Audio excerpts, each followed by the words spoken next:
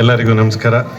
ಈ ಒಂದು ಸೂಗೂರು ಗ್ರಾಮದಲ್ಲಿ ನಮ್ಮ ಬಾಳೆಹೊನ್ನೂರು ಶ್ರೀಮದ್ ರಂಭಾಪುರಿ ಜಗದ್ಗುರುಗಳ ದಿವ್ಯ ಸಾನ್ನಿಧ್ಯದಲ್ಲಿ ಈ 48ನೇ ದಿನದ ಮಹಾಮಂಡಲೋತ್ಸವದ ಕಾರ್ಯಕ್ರಮವನ್ನು ನೆರವೇರಿಸ್ತಾ ಇರುವಂತಹ ಇಡೀ ಈ ತಂಡಕ್ಕೆ ಹೃತ್ಪೂರ್ವಕವಾದಂಥ ಅಭಿನಂದನೆಗಳನ್ನು ಹೇಳ್ತಾ, ಈ ಒಂದು ಕಾರ್ಯಕ್ರಮದಲ್ಲಿ ರಂಭಾಪುರಿ ಶಾಖಾ ಮಟ್ಟದ ಹಿರಿಯರಾದಂಥವರಿಗೆ ಪಾದಗಳಿಗೆ ನಮಸ್ಕರಿಸುತ್ತಾ, ಅದೇ ರೀತಿ ಇನ್ನು ಉಳಿದಂಥ ಎಲ್ಲ ಸ್ವಾಮೀಜಿಗಳ ಪಾದಗಳಿಗೆ ನಮಸ್ಕರಿಸುತ್ತಾ, ವೇದಿಕೆ ಮೇಲೆ ಆಸೀನರಾಗಿರುವಂಥ ಹಿರಿಯರಾದಂಥ ಐನೂರು ಮಂಜುನಾಥ್ ಅವರೇ, ಜ್ಯೋತಿ ಪ್ರಕಾಶ್ ಅವರೇ, ಪ್ರೊಫೆಸರ್ ಅಹಮ ನಾಗರಾಜ್ ಅವರೇ, ನೆರೆದಿರುವಂಥ ಎಲ್ಲ ಹಿರಿಯರೇ, ನೆರೆದಿರುವಂಥ ಬಂಧು ಭಗಿನಿಯರೇ, ಈ ಸುಗ್ಗೂರು ಈ ಗ್ರಾಮದಲ್ಲಿ ಹಲವಾರು ಧಾರ್ಮಿಕ ಕೆಲಸಗಳು ನಡೀತಾ ಬಂದಿದೆ. ಇವತ್ತಿನ ಭಾಳ ಅವಶ್ಯಕತೆ ಇರುವಂಥದ್ದು ನಮ್ಮ ಇಡೀ ಹಿಂದೂ ಸಮಾಜಕ್ಕೆ, ಇಡೀ ಪ್ರಪಂಚದಲ್ಲಿ ಭಾರತ ಇವತ್ತಿನ ದಿನ ಬೆಳೀತಾ ಇದೆ ಅಂದರೆ ಅದಕ್ಕೆ ಕಾರಣ ನಮ್ಮ ಸಂಸ್ಕೃತಿಯನ್ನು ನಾವು ಬೆಳೆಸ್ತಾ ಹೋಗ್ತಾ ಇರೋ ಕಾರಣಕ್ಕೆ. ಅದರೊಳಗೂ ವಿಶೇಷವಾಗಿ ತಾಯಂದರು ನಮ್ಮ ಧಾರ್ಮಿಕ ಚಟುವಟಿಕೆಗಳು, ಸನಾತನ ಧರ್ಮವನ್ನು, ಹಿಂದೂ ಸಂಪ್ರದಾಯಗಳನ್ನು, ಸಂಸ್ಕೃತಿಯನ್ನು, ಇತಿಹಾಸವನ್ನು ಇನ್ನೂ ನಾವು ಪಾಲ್ಗೊಳ್ತಾ ಮುಂದಿನ ಪೀಳಿಗೆಗೂ ಕೂಡ ಅದನ್ನು ಅನುಸರಣೆ ಮಾಡ್ತಾ ಅನುಸರಿಸ್ತಾ ಮಾಡ್ತಾ ಇರುವಂಥದ್ದೇ ಒಂದು ದೊಡ್ಡ ಇವತ್ತಿನ ನಮ್ಮ ಶಕ್ತಿ. ಅದರೊಳಗಡೆ ಸೂಗೂರು ಇವತ್ತು ಭವ್ಯವಾದಂಥ ಈ ದೇವಸ್ಥಾನ, ಈ ಚಟುವಟಿಕೆಗಳಲ್ಲಿ ನಾವು ನೀವು ಭಾಗಿಯಾಗೋದ್ರ ಜೊತೆಗೆ ನಾವು ನೋಡ್ತಾ ಇರುವಂಥದ್ದು ಇವತ್ತಿನ ಯುಗ, ಡಿಜಿಟಲ್ ಯುಗದಲ್ಲಿ ಎಲ್ಲದನ್ನೂ ಕೂಡ ನಮ್ಮ ಮೊಬೈಲ್ಗಳಲ್ಲೇ ಎಲ್ಲ ಮುಗಿಸುವಂತಹ ಕಾಲಕ್ಕೆ ಬರ್ತಾ ಇದ್ದೀವಿ. ಆದರೆ ನಮ್ಮ ದೇಶ ನಡೆದಂತಹ ದಾರಿ ಇದಲ್ಲ.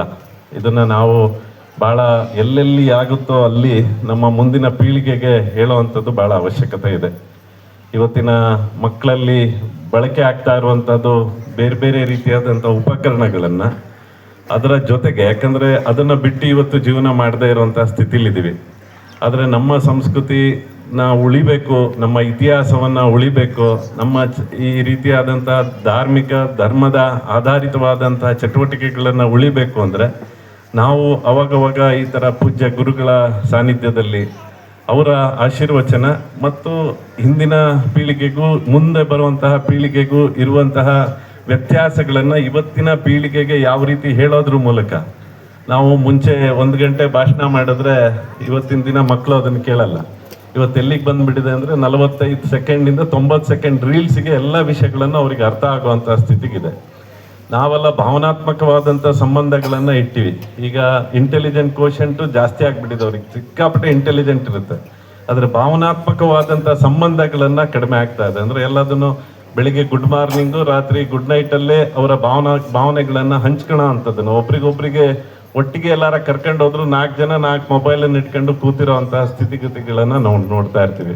ಆದರೆ ನಾವೊಂದಷ್ಟು ಪ್ರಯತ್ನಗಳನ್ನು ತಾಯಂದರು ಮನೇಲಿ ಮಾಡಲಿಲ್ಲ ಅಂದರೆ, ಊಟ ತಿಂಡಿ ನೋಡೋಬೇಕಾದ್ರೂ ಕೂಡ ನಾವು ಮೊಬೈಲು ಅಥವಾ ಟಿ ವಿ ನೋಡ್ಕೊಂಡೇ ಮಾಡೋವಂಥದ್ದು, ಒಟ್ಟಿಗೆ ಕೂತಿ ಮಾತಾಡದೇ ಇರೋವಂಥದ್ದು.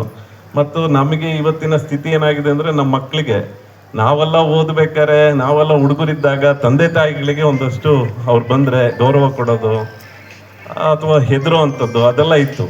ಆದರೆ ಇವತ್ತಿನ ಸ್ಥಿತಿ ನಮ್ದೇನಾಗಿದೆ ಅಂದರೆ, ನಮ್ಮ ಮಕ್ಕಳು ಬಂದರೆ ನಾವು ಹೆದರ್ತೀವಿ, ಅವ್ರ ಹತ್ರ ಮಾತಾಡೋಕ್ಕೆ ರೆಡಿ ಇಲ್ಲ.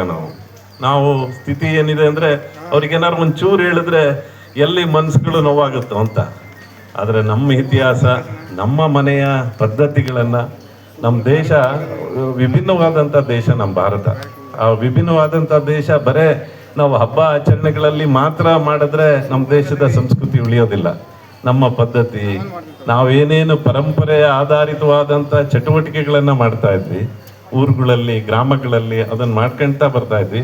ಅದನ್ನು ಕಂಟಿನ್ಯೂಸ್ ಆಗಿ ಮಾಡುವಂಥ ಪ್ರಯತ್ನಗಳನ್ನು ನಾವೆಲ್ಲರೂ ಮಾಡಬೇಕು. ಅದರೊಳಗೆ ಈ ಭಾಗದ ನಮ್ಮೆಲ್ಲ ಹಿರಿಯರು ತುಂಬ ಕಷ್ಟಪಟ್ಟು ಸರ್ಕಾರದ ಅನುದಾನ ಒಂದು ಕಡೆ, ಜೊತೆಗೆ ಎಲ್ಲ ಇಲ್ಲಿನ ಪ್ರಮುಖರೆಲ್ಲ ಸೇರಿ ನಮ್ಮ ಊರು ಚೆನ್ನಾಗಾಗಬೇಕು, ನಮ್ಮ ಸಂಸ್ಕೃತಿ ಉಳಿಬೇಕು ಅನ್ನುವಂಥದ್ದನ್ನು ಪ್ರಯತ್ನ ಮಾಡಿರುವಂಥದ್ದು ಎಲ್ಲ ಪದಾಧಿಕಾರಿಗಳಿಗೂ, ಊರಿನ ಮುಖಂಡರಿಗೂ ಹೃತ್ಪೂರ್ವಕವಾದಂಥ ಅಭಿನಂದನೆಗಳನ್ನು ಹೇಳಿ ನನ್ನ ಮಾತಿಗೆ ವಿರಾಮ ನೀಡ್ತೀನಿ.